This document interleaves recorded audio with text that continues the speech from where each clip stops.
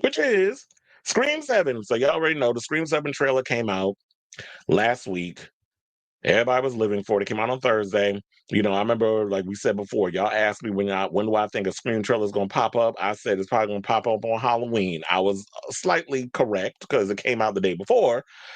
And then I told y'all, like, right after we did the show, then a big story started breaking from Daniel RPK saying that the Scream trailer was going to be dropping on Thursday, which some people took with a grain of salt because Daniel RPK predicted that a Scream trailer was supposed to come out, I think, in like September, and he was incorrect. But I was like, no, it makes more sense to drop it like around Halloween because then we're 3+ months away because it's the beginning of February and the movie's coming out.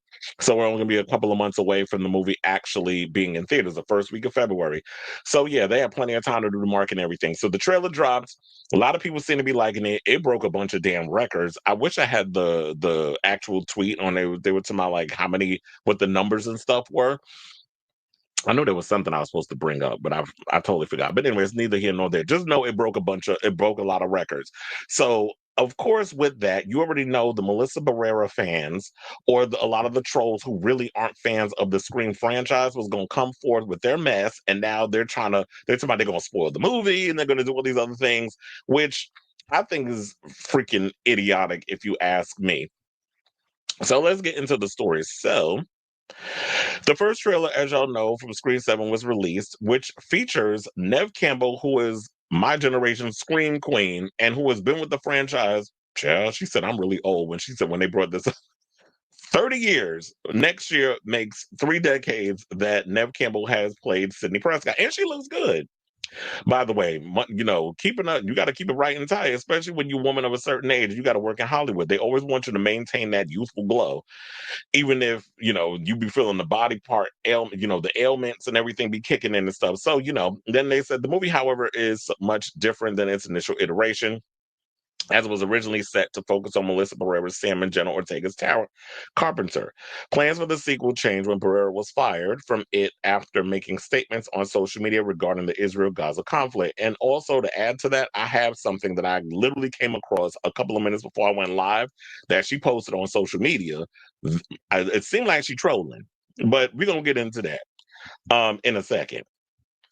So, a day after her firing, Ortega dropped out of the film. Following that, Christopher Landon exited the project as well. Well, Jenna came out with conflicting reports on why she dropped. Oh, I'm busy with Wednesday, and then she was doing Beetlejuice, and then it was other things. And it's like we will probably never know the real reason. But I feel like she left because Melissa wasn't there, so she wanted to stand in solidarity. Okay, but guess what? Y'all not a pinnacle part of Scream. Y'all were in 2 movies that were, in my opinion, okay movies.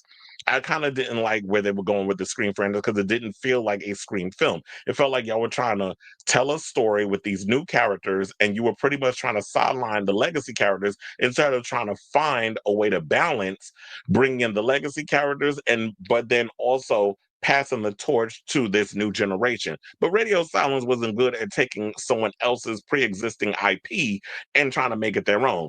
In my opinion, I feel like Radio Silence is good at working on their own projects and making it a thing.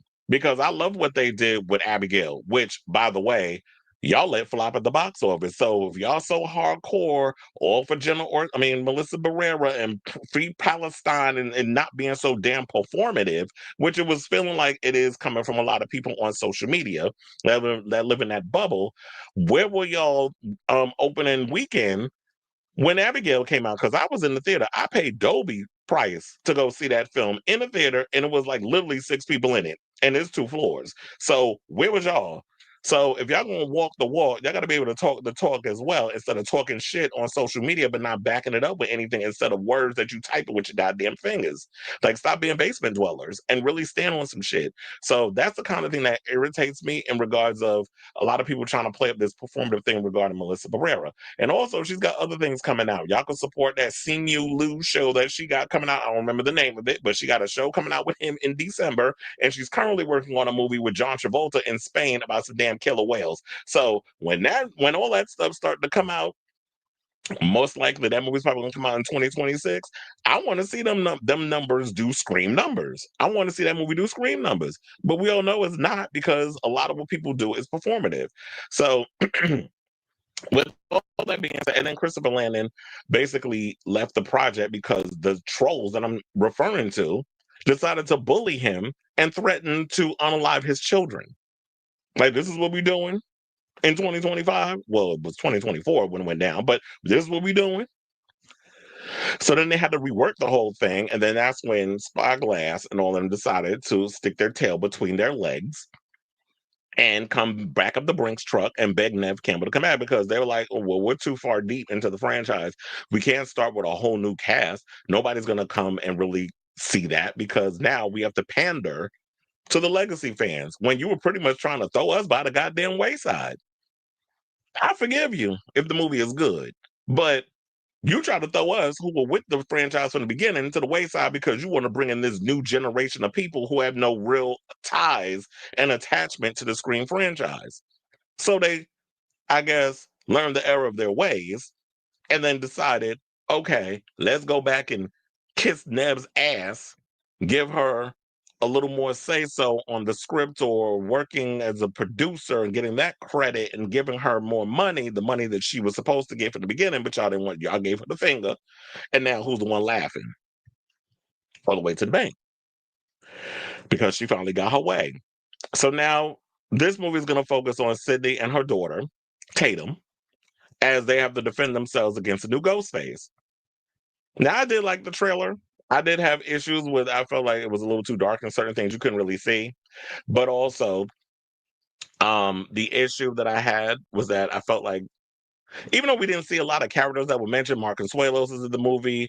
They also, I mean, I'm not expecting you to show us like the dead characters who we already know is supposed to be coming back. Like we can wait for the movie to see all of them. But I'm talking about like all the other people that y'all mentioned. Ethan Embry, I ain't see him. Like we said, Mark Consuelos. You ain't show a lot of the other characters, but I guess we'll see all of that when we see the movie. And I know this is the first trailer, so I just want to see a little bit. I don't want everything to be pushed out and revealed in the trailer. I want to have an element of surprise when I go see the film. So I wasn't all that upset with the trailer, but I did find like, but especially with the opening, like y'all showed the opening kill in the beginning of the damn trailer. I'm like, what are y'all doing? But whatever to get people excited about this film, they're gonna have to reveal something, I guess. So now, yeah, so people expressed dissatisfaction, and here's what some of the tweets had to say. One person said, can't wait to bootleg it after what y'all did to Melissa Barrera. Well, I don't think you was planning on going to the movies any damn way. Another person said, reminder to everyone, it's called the Copenhagen Test, starring Simu Liu and Melissa Barrera is set to premiere on December 27th. Now y'all have something to watch. It didn't say where it's premiering, but it said it's premiering somewhere. But I guess it's gonna be on one of them streaming services. Who knows? Then another person said this is missing two very important women, and I guess they're not talking about Sydney and Gail, who were with the show for the franchise since the beginning. They're referring to Melissa and Jenna. Okay, well, and then another person said Sam Carpenter and Melissa Barrera, you will always be iconic and loved. I don't know how you iconic from doing two movies when there's seven of them, but okay. And then another person said, oh wait, I think, oh yeah, so and then this is the one I found. Another person said, after what happened to Melissa Barrera, I genuinely do not give a single fuck about this. Okay, but you went and posted something on it though. And then here's the one that I found relatively interesting. One person said, why do people act like Melissa Barrera started the Scream franchise? Her character wasn't even good either. The villain's child trope is so overused. This one I've been saying this long before this, but I'm glad somebody finally came to their senses and said this on social media. Because it's like, yeah, it's like y'all act like she started this franchise. She is not the final girl. And here's the thing: the one thing I've noticed about a lot of these fandoms or whatever, y'all were flat out disrespectful to Nev Campbell since the beginning when they went and brought in Melissa Barrera and Jenna Ortega. It was giving very much out with the old and in with the new. And y'all seem to forget that, God forbid, if anything don't happen to y'all in your lifetime, you better hope to make it to Nev Campbell age. And I think Nev is like, what, 50? You better hope you can make it to half a goddamn century. And you out here throwing shade for what? Because you're feeling your oats because you're young. Okay, well, everybody gets older. I was y'all age once upon a time. Well, or whatever age that they got Melissa Barrera playing in this damn movie, but she in her damn 20s. I was 21. And then as you get older, you start to realize that, okay, shit about to get real. So now, as reported by Dillon, the Palestinian-led movement Boycott, Divestment, and Sanctions Movement is also supporting a boycott against the film. Okay, supported by various other organizations. In 2024, in an interview with The Independent, Barrera spoke about her firing and how it affected her. She said, "It was the darkest, hardest year of my life, and I had to reevaluate everything. There were times where I felt like my life was over. It was quiet for like 10 months. I was still getting offers for small things here and there. I'm not going to lie and say there was nothing, but the message was, oh, she probably doesn't have work. So say yes to anything." And look, I'm glad when celebrities come out and speak out against things and go against the establishment, because that's what some people do. There are some people who are actors who put their head down and just do the work, don't really stand on anything because they don't want to ruin any chance. Like, oh, I've worked hard to get here. I don't want to have those opportunities taken from me. And then there are people like Melissa who's like, I don't give a damn. I'm willing to take the risks and speak out against the injustices of people, and she should have a right to do that. So I don't agree with what Spyglass did.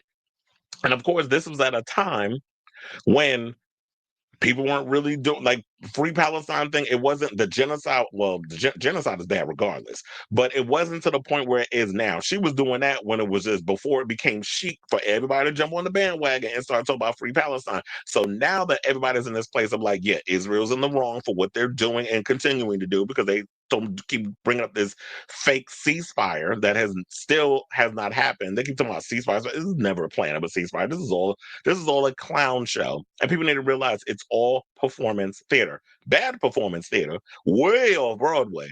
But that's what they're trying to give us, and people are seeing through it.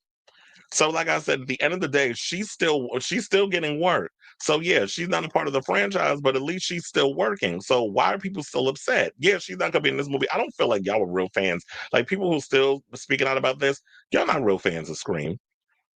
I don't think they really are. So Melissa, so then I came across this post. So someone on Twitter posted, Melissa Barrera is so resentful and bitter about Scream that she can't hide it anymore, inciting the boycott and trying to hurt Scream 7 and all the people involved. So immature. Melissa, dear, you better focus on fight with Spanish whales, and let Scream franchise alone. But wait, what did she write? So it wrote, lots of questionable people and corporations will spend millions in marketing and propaganda to make you forget the bad things they've done and the people they've hurt. Also, you vote for them or consume their products. Basically, so you keep lining their pockets and they never have to face consequences for their actions. Don't forget, don't forget, don't forget. So, what this person is implying is that Melissa Barrera posted this and it said 5 hours that it was posted, and it looked like it was posted on her stories, because a lot of these celebrities, they like to chicken out and post shit in their story. And what they're saying is that she is pretty much um saying that, yeah, after what they did to me, y'all need to go and boycott this movie. And my thing is this: there are people, if you're going to boycott the movie, by all means, do so. There are also people who have no idea what the hell is all this is a doing, what it's all is going on. Because I did read in the comments, one girl was like, wait, what's going on with Melissa Barrera? Like, people are not as locked into all of the, gobbledygook and the gossip like I am. And this is because I'm in media. So yeah, I'm paying attention to all of this stuff. But everybody's not in the bubble. And people need to realize this. So you want to ruin something because you're mad over your favorite actress. Because I want to see, if you are Melissa Barrera stan, I want to see all the pictures. I want to see all the merch. I want to see all the posters. Like I want you to be Taylor Swift level stan of a Melissa Barrera fan. If y'all running out here talking about, oh, well, you want to ruin a moment for other people. So we got to be considerate of that as well. So you want to ruin something because you're mad over your fave not being in something. Like, that's childish and it's immature. And to me, it doesn't solve the issue. Spyglass and Paramount are still releasing this movie whether we want to deal with the whatever or not, whether we want them to release it or not. It's not up to us. If you have the money to prevent it from showing in theaters, put your money up. It's as simple as that. But you don't have that control. The only power that you have, don't go see the movie. So how you gonna know what's everything in it? Which means you're gonna go to the movies and watch it and then spoil it online. So how you gonna find the tea? Or you gonna try to find a bootleg copy and watch it and spoil it. So you gotta go through all this work to ruin something for somebody because you mad over your fave not being in the movie. Like, does that make any kind of logical sense? But I guess in your universe it does. So like I said, stand on your business in regards to the whole Free Palestine situation. Everybody knows, those who follow me on my social media platforms, don't nobody go hard against Zionism and this whole Free Palestine movement than me. If y'all read all the political stuff that I post on social media, you know how hard I go for this shit. So I march to the beat of what I say. But to me, I feel like this is just stupid and it's not gonna solve the issue of, oh well, Melissa Barrera is not in a movie that I want, a Scream movie, which she's only been in 2 out of the 7 films. So you're gonna ruin it for everybody else. Okay. Whatever helps you sleep at night. So I say all this to say, what do you guys think of this story in regards to Melissa Barrera and all this stuff surrounding her and this Scream drama and all that, all this, especially with the trailer? You already knew the backlash was going to come. So, of course, we had to address it on here. So I definitely want to hear from y'all. Let me know what you think of this story in the comments down below.